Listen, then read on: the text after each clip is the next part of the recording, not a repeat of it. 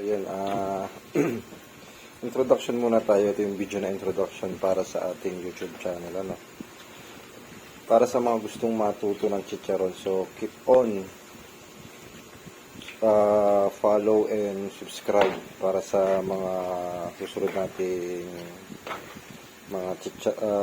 susunod nating vlog, susunod nating video.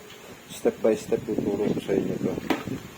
So, kung makikita nyo, itong ginagawang ito, yung tinatawag na pag-iinantala or sa iba ang tawag pagbabato o in English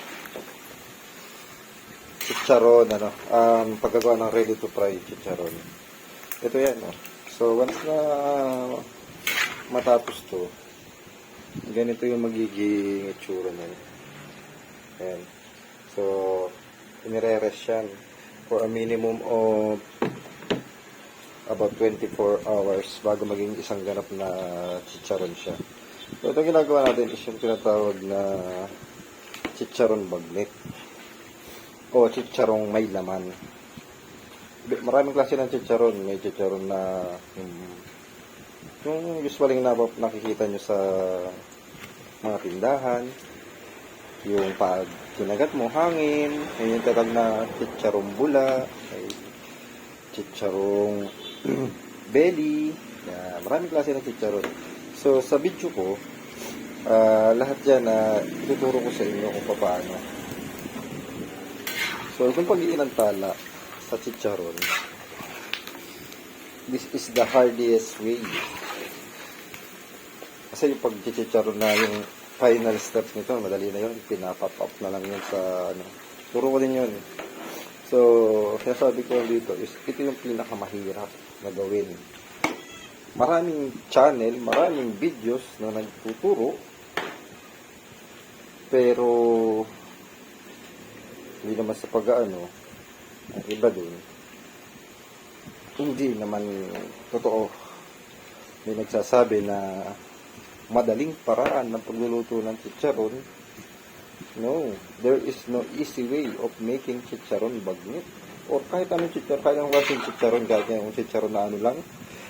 Well, siya sabi nilang chicharon na bituka, pero yung harina lang, yung macaroni.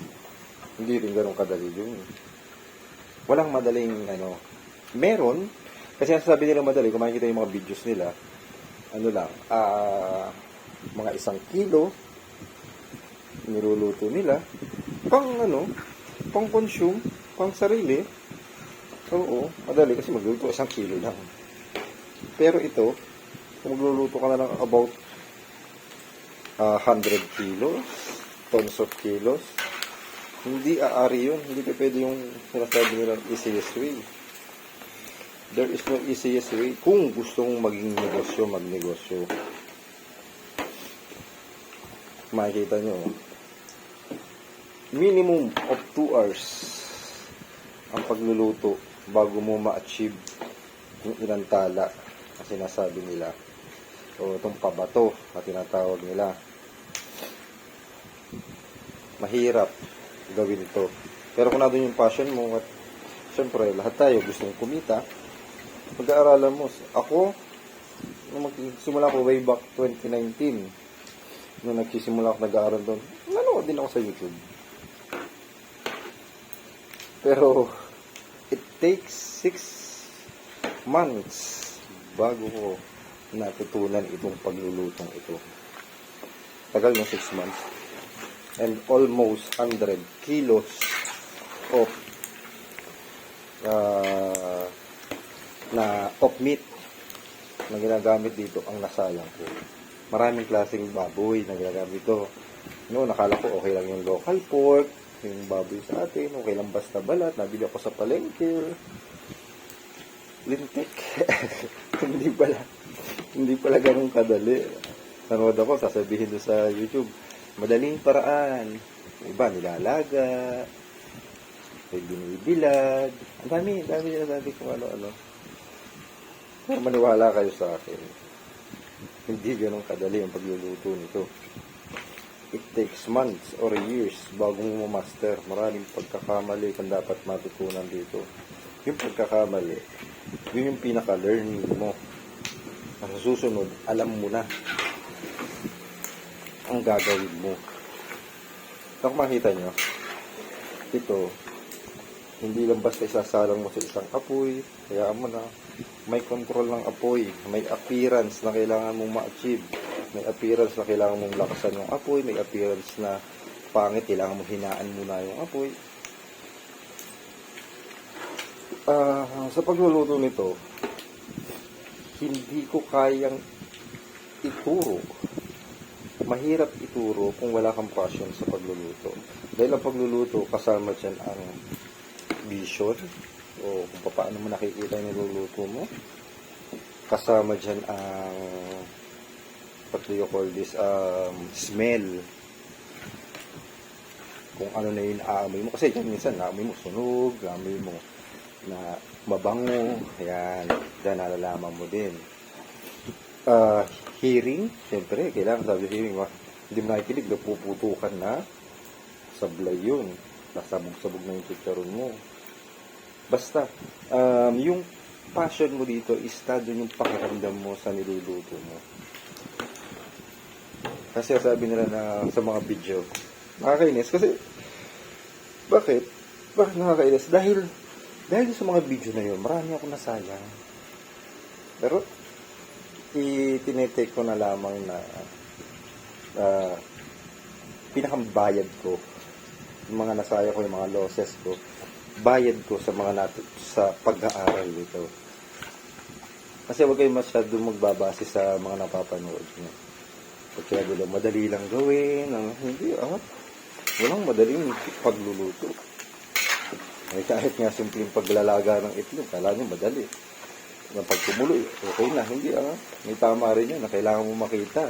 Pag ito, di ba, tamang pagluluto ng itlog, kailangan makita mo na yung tamang way nito, makita mo na nadadry na yung shell ng itlog para masabi mo na luto na yung itlog. Na luto na yung itlog. Kasi di ko naman nakikita yung itlog nila like this. So, kagaya nitong pag-chicharon, hindi mo masasabing okay na, luto na. Kung wala sa'yo yung sense of yung passion mo sa pagluluto, kailangan, hindi lang dahil, tawag dito, yung reason ng iba, kailangan kong kumita ka. Huwag muna yun. So, learning muna. Learning is the key para makuha mo yung gusto mo. Diba? Lahat naman tayo. Siyempre, let us admit na lahat tayo gustong kumita. Kasi alam niyo naman, sa Pilipinas, halos maraming mahirap. Sabihin na natin na, about 80% of the population mahirap. That's why, kailangan natin kumita. That is our main reason kung bakit, that is my main reason kung bakit naggawa ako ng ganitong negosyo para kumita. Diba? So, pero, kung doon ka lang nakatuon, mali. For me para sa akin, mali. Kasi, maaring hindi mo makuha yung, mapuprostrate ka. Kasi pag nalugi ka na, pag nagastos ka na, bayin mo na sayang, titigil ka na. Kasi may reason mo kumita yung malugi ka lang ng saglit. Yung malugi ka ng konting halaga, ayoko na. No, that's why, ang kailangan mo dito is the passion. Passion muna, passion sa pagluluto. Kung desidido ka, kailangan nandun yung puso mo sa pagluluto. Pag nandun yung passion mo sa pagluluto, maa-achieve mo yung income. And income will follow sa ganda ng produkto na ipuproduce mo. Dahil na doon yung passion. See? And then, so yun nga, kaya nasabi ko, kailangan desidido ka.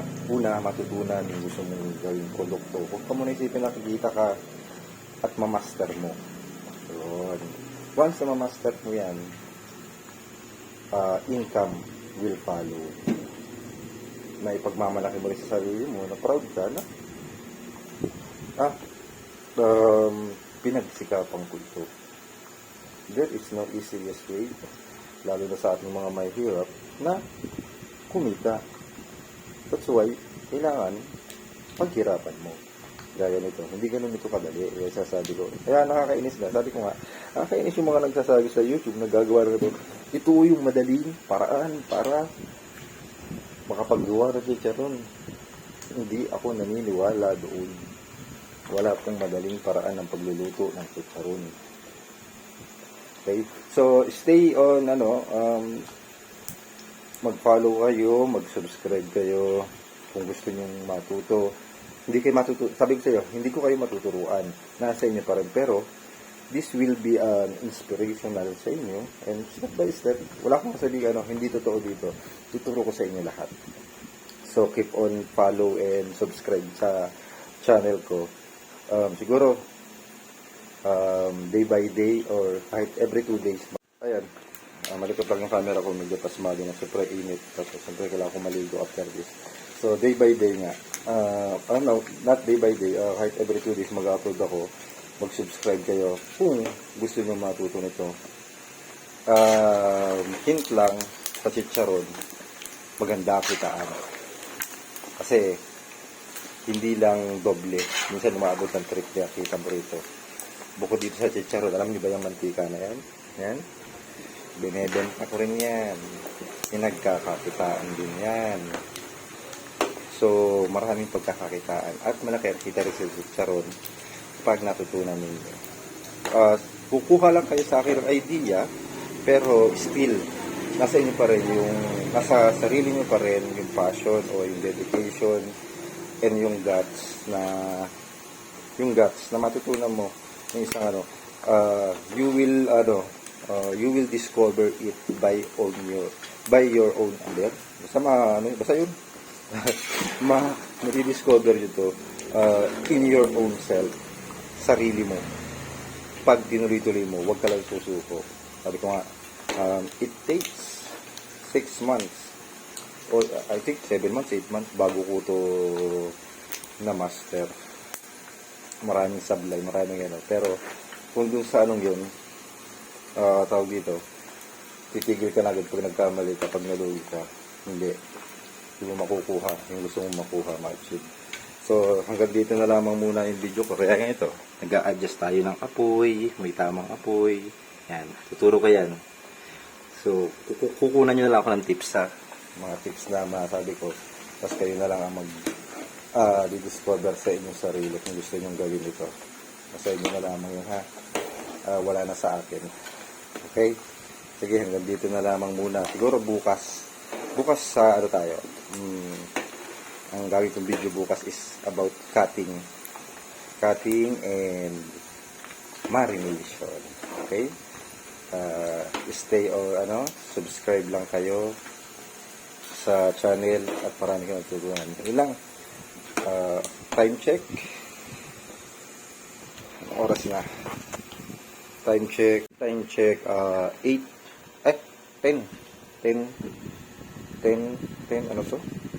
10:56. Tapos nito around 1 p.m. Diba puyat? 1 a.m. Diba puyatan? Ganun yun. Pero hindi ko nakaramdam ng pagod kasi alam ko yung ginagawa ko. Mahal ko yung ginagawa ko. I love what I am doing. And yun nga, yung passion is na dito. Nag-e-enjoy ako sa ginagawa ko kahit nakakapagod. Hindi ko muna iniisip yung kita. Mas nakaka-enjoy pag kumikita na. Diba? Pag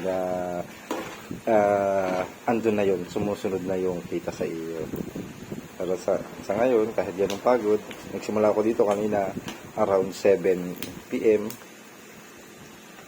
Yun, around 7 p.m. Nagsimula ako dito. Pero ito, enjoy ko lang. Nakakalibang din naman kasi walang ginagawa tuwing gabi. Diba? O siya, sige na. Follow lang kayo and subscribe dito sa channel ko. Tuturo ako kayo. Lahat ituturo ko ng walang halong daya at walang halong panloloko. That's all. Magandang gabi, bayan.